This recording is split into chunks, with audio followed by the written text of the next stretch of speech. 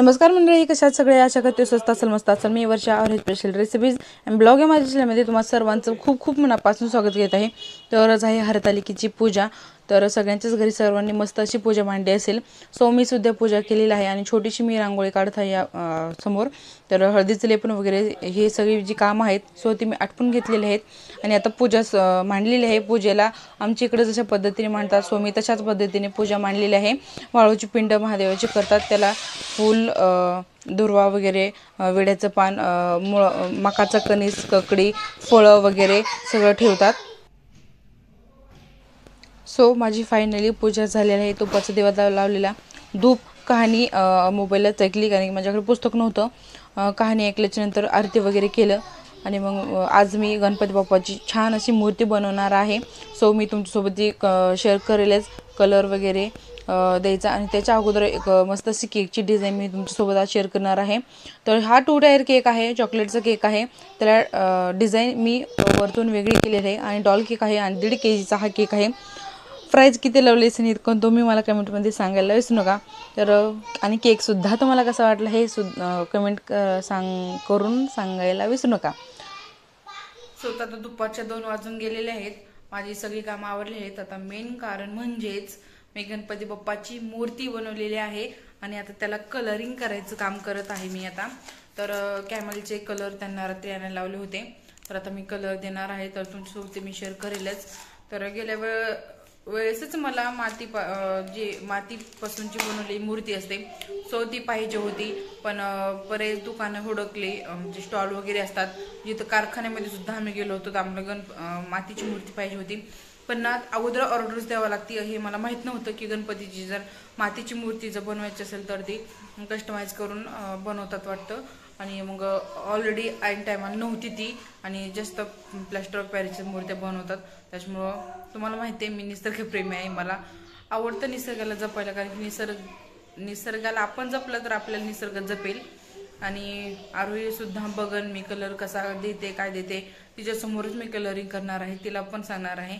त्याचबरोबर मी काल मूर्ती बनवली होती, तर तो व्हिडिओ मला शूट करता नाही आला कारण की मी पहिल्यांदाच मूर्ती बनवलेली आहे आणि मी यूट्यूबवर बघून मूर्ती बनवलेली आहे, कारण की मला स्वतःला सुद्धा एवढे काही येत नव्हतं। पण मी म्हणजे पहिल्यांदाच प्रयत्न मी चांगला झालेला आहे आणि बघून मी मूर्ती बनवलेली आहे। मी मनाने मूर्ती बनवलेली नाही, यूट्यूबवर खूप सारे व्हिडिओज, खूप सारे छान छान मूर्ती बनवल्याचे व्हिडिओज आहेत, तर तीच मी काल बघून त्याच्यामुळे मला व्हिडिओ शूट नाही करता आला, कारण की मी मोबाईलमध्ये बघत होते त्याच्यामुळे शूटिंग करायला दुसरा मोबाईल माझ्याकडे नव्हता, ते ऑफिसला गेले होते।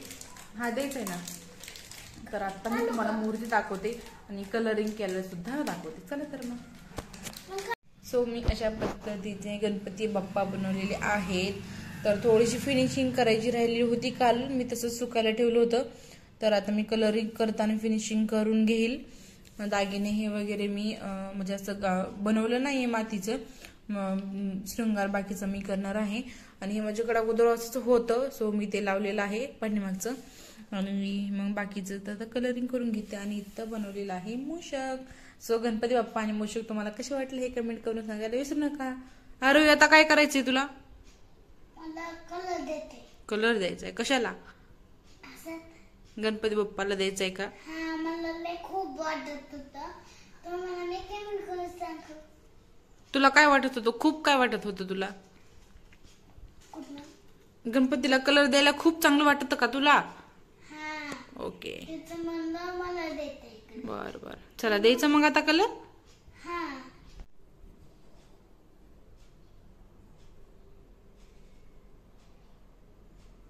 इकडं पण दे, इकडल्या साईडनं पण दे।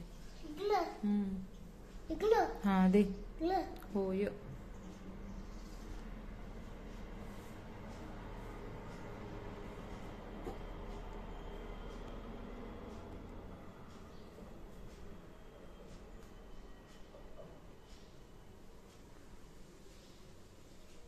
व्हाईटच दे।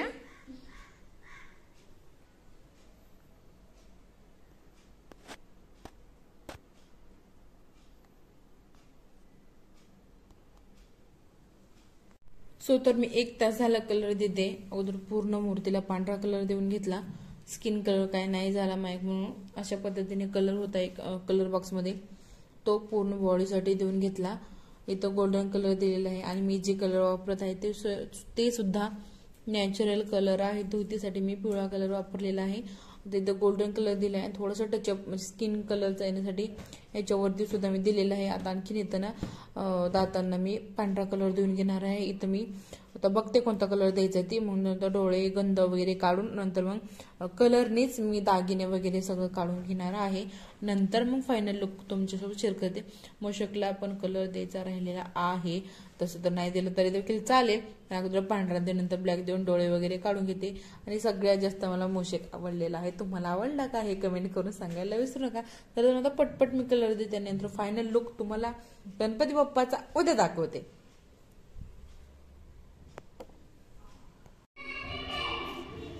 गणपती बाप्पा मोरया, मंगलमूर्ती मोरया. तर सर्वांना गणपती बाप्पाचं आगमन सगळ्यांच्या घरी झालेच आहे. तर गणपती बाप्पा तुमच्या सर्व चांगल्या इच्छा पूर्ण करून हेच गणपती बाप्पाची आज प्रार्थना करते. आणि जो आपला कालचा ब्लॉग होता सो ते आज मी कंटिन्यू करत आहे. सो गणपती बाप्पाची छान आणि एकदम सोपी फक्त 5 मिनिटांमध्ये रांगोळी बनवून तयार होते. सो मी छान अशी रांगोळी काढलेली आहे. आणि फायनली तुम्हाला बाप्पाचा लुक मी आज दाखवणार होते. सो तुम्हाला कसा वाटला हा बाप्पाचा लुक तुम्ही मला कमेंट सेक्शनमध्ये सांगायला विसरू नका. आणि हे 2 दिवसामध्ये बाप्पाची मूर्ती बनवलेली आहे. 1 दिवसात बनवली. सुकल्याच्या नंतर मी लगेचच कलरिंग केलं. तर कसं केलं हे तुम्हाला मी तुमच्यासोबत शेअर केलं आहे. आणि डेकोरेशन छोटंसंच केलं आहे आणि थोडंच केलं आहे. सेट डेकोरेशनसुद्धा तुम्हाला कसं वाटलं हे कमेंट सेक्शनमध्ये सांगायला विसरू नका. सो तर घरातले गणपती बाप्पा बसवल्याच्या नंतर मोदक याचं नैवेद्य वगैरे दाखवल्यानंतर सोसायटीमध्ये खाली गणपती बाप्पा आणायला लागले होते. लगेच आम्ही खाली पटकन आलो. रांगोळी मी काढलेली होती, म्हणजे आम्ही सोसायटीतले लेडीजने मिळून काढलेली होती.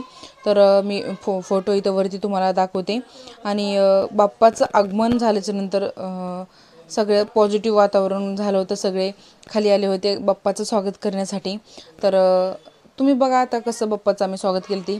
आणि मी गाणं दुसरं टाकलेलं आहे, कारण की यूट्यूबच्या हे रूल्स रेग्युलेशन असतात, आम्हाला ते पाळावे लागतात. त्याच्यामुळं मी हे गाणं जे वाजत होतं ते छान होतं, पण कॉर्पोरेट क्लेम बसतो म्हणून मी दुसरं गाणं टाकत आहे.